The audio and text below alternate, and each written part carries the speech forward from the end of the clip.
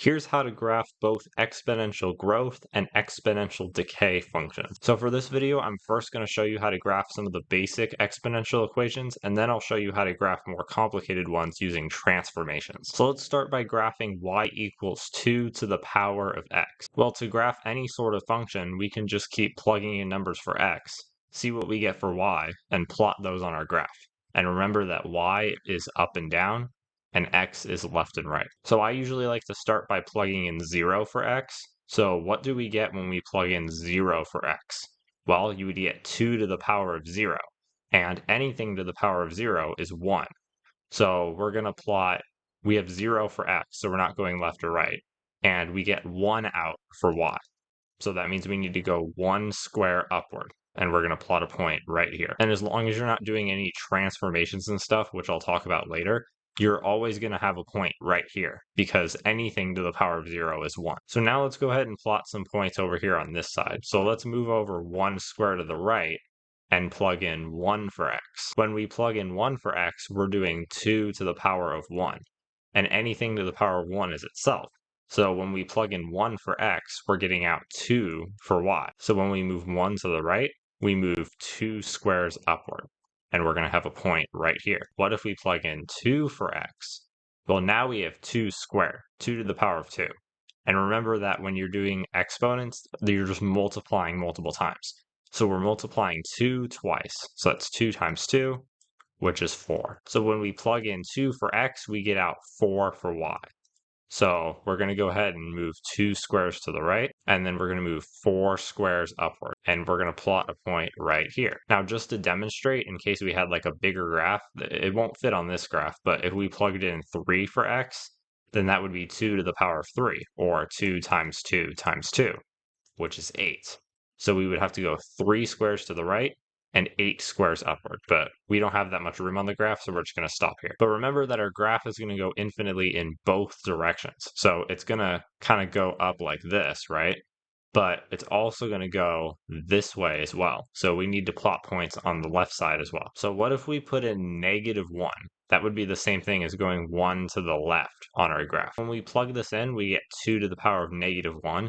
And a negative exponent is just the same thing as a positive exponent, except we need to flip the fraction around, or basically put it 1 over what we would normally get. 2 to the power of 1 is 2, so 2 to the power of -1 is 1 over 2, or 1/2. So when we move 1 square to the left, that's a -1 for x. We only move half a square upward, and we're going to have a point right here. Now, what if we plug in -2? That will be the same as moving 2 squares to the left. And if we plug in -2, we get 2 to the power of -2. And 2 times 2 is 4. So it's going to be 1 over 4 because it's a negative exponent. So when we move 2 squares to the left, we only move up a quarter of a square. So as you can see, we are getting very close to this line here. But you may notice, and I'll show you to the power of -3 as an example. When we go to the power of -3, we're going to get 1 over 8. Which means we're going to be even closer to 0.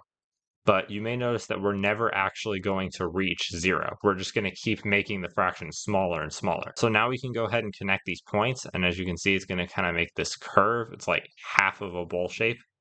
So we're going to go ahead and connect these up. So yeah, I mean, this was the best I could do, but yeah, this is my graph here of y equals 2 to the power of x. And you can see that I have arrows on both ends because they go on infinitely. You can keep putting in more numbers this direction and this direction. There's no limit to the numbers you can put in. What about this graph here? Is this one going to grow just like the last one? Well, let's find out by plugging in numbers, right? So let's go ahead and plug in 0 like before. And remember that anything to the power of 0 is just 1. So we're going to put a 1 here, just like the last graph. Now, what if we plug in 1 for x? Well, anything to the power of 1 is itself, so it's going to stay as 1/3. So when you plug in 1 for x, that's the same as going 1 square to the right, because so the right is positive numbers. When you go to the right 1 square, you only go up 1/3 of a square. So we're only going to go up like right here. So this is pretty disappointing already. And the disappointment continues even more when you plug in 2 for x, and that means you're multiplying it twice. So you're going to have 1/3 times 1/3. And remember that when you're multiplying fractions, you multiply the tops and bottoms. So 1 times 1 is 1, and 3 times 3 is 9. So we're only going 1/9 of a square when we go 2 to the right. We're only going up like right here. It's like literally nothing. But what happens if we go the other way? What happens if we go to our negative numbers? Well, let's plug in -1 for x. Now remember that when we plugged in +1, we just got 1/3, because anything to the power of 1 is itself. So we got 1/3, but because we have a negative exponent, you have to flip the fraction. So 1/3 becomes 3/1, or just 3. So when we move 1 square to the left, we actually move up 3 squares, and we're going to have a point right here. And if we plug in -2, then we're going to act like this is +2, right? We're going to multiply 1/3 twice. And like we said before, 1/3 times 1/3 is 1/9.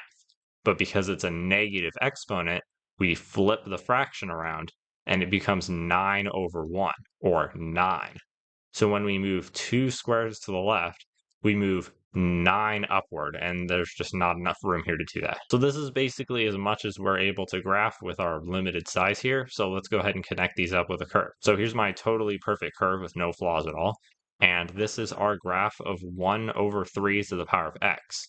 And as you can see, unlike the last one where it was growing, this one is not growing. It's getting worse the farther we go along for x. So we would call this an exponential decay function. So now you know how to graph the basic exponential functions, but how do you graph something a little more like this? This is a little bit more complicated. Well, we could do this the same way by plugging in numbers into x, like for example 0, and then go ahead and solve this and see what we get and plot it on our graph. But that would take a little bit longer than last time. So instead, we can use something called transformations, which is what we use to graph all sorts of other kinds of graphs. If you want to see all the different kinds of transformations and how they can change a graph, then I do have a full video on it that you can watch on the card on the screen right now. But for this, I'm just going to show you how you would apply them to exponential graphs. So first, we need to know what our parent graph is. And in this case, that's just going to be a number to the power of x. Right here, we have our parent part right here, which is 2 to the power of x. So our parent graph is just y equals 2 to the x. So remember that our goal is to take this graph of y equals 2 to the power of x, and then figure out what this +1 is doing to it, and what this 1/2 is doing to it, and then just make those changes. So I'm going to start by graphing y equals 2 to the power of x, and I'm going to do this the exact same way I did before. So if you need a refresher, just go back to the beginning of this video. So this was the graph of y equals 2 to the x, and now we can figure out what our little extra parts are doing here. So let's go ahead and look at this +1 first, because I think this is going to be a little easier than the 1/2. So this +1, what is it going to do to the graph? Well, you may notice that this +1 is written really small because it's attached to this x. It's actually part of the exponent. If this +1 was on the outside of our equation, like this, then this would mean that you're adding 1 to y. And that would mean you're moving the entire graph up 1 square.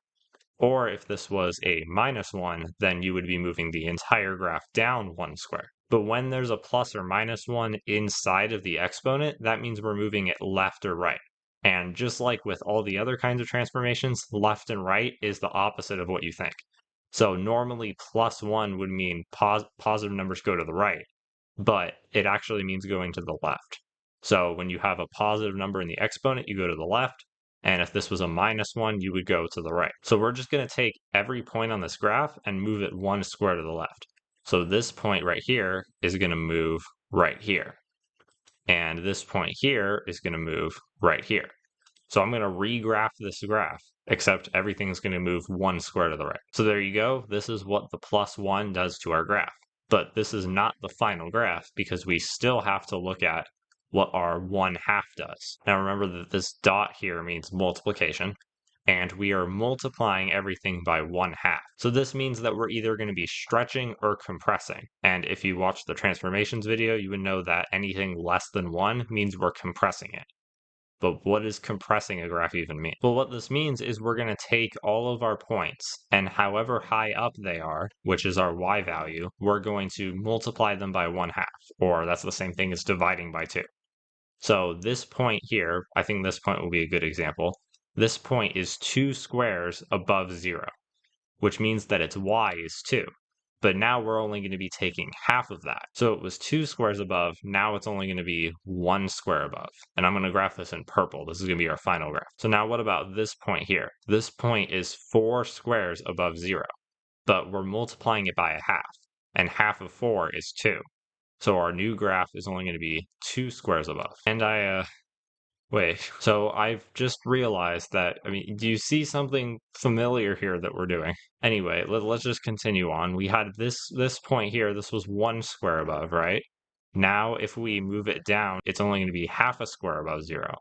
So you'll notice that all of our points are landing on our green part here, our parent graph. And I didn't even intend for this to happen. This was unintentional, but there's actually a decent lesson here. So sometimes these transformations that seem completely unrelated, like adding a +1 to the exponent and multiplying everything by 1/2, end up like canceling each other out. They can do basically the same thing. So yeah, this purple line here is our final graph. So we can go ahead and erase everything else. And yeah, this was completely unintentional, but this is the final graph of this equation. It just ended up being the same as our parent graph. So now you know how to graph exponential growth and exponential decay graphs. But that's just the first step in exponential equations. The next step is learning how to solve them. So if you want to learn how to do that, you can watch this video right here. And as always, if you have any questions about this video, go ahead and leave it in the comments and I'll be sure to answer your question. Thanks for watching.